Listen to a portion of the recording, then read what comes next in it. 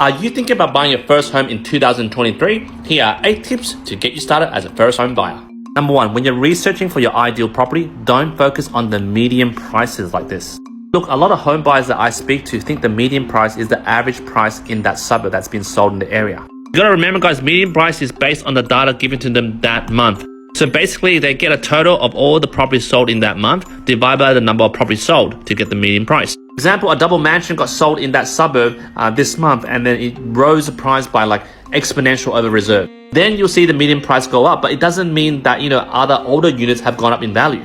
So therefore, first home buyers should consider other factors that are contributing to why the prices are going up or going down. Which leads to tip number 2. When looking for property, don't just look for listing prices or sale prices, look for sold prices prior to this listing. I know it's very hard to find this information on Google or realestate.com, and that's why when my clients use me, I offer them this service. And as a mortgage broker, I have access to Call Logic RPI, which is a paid subscription that I have, and I give access to all my clients. For example, I have a client in Victoria and they plan to buy this property. I can give them a computer valuation straight off the bat, which gives them the bank's conservative valuation at the moment. And this report also shows recently sold properties, which they can do their own due diligence.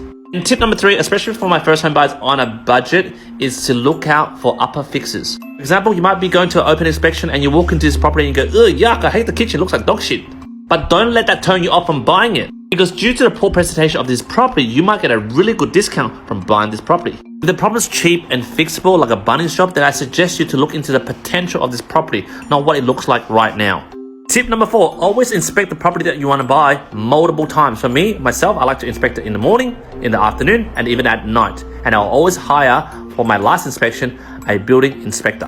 Guys, just like buying a car, you don't want to buy a lemon. When you buy a car, a used car, you take it to the mechanic, right? Well, when you buy a house for the next 30 years of mortgage, you want to get checked out, right?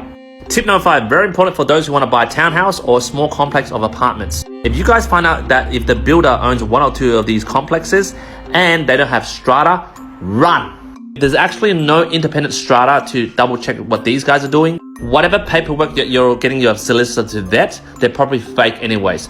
Never buy a townhouse that is owned by a builder.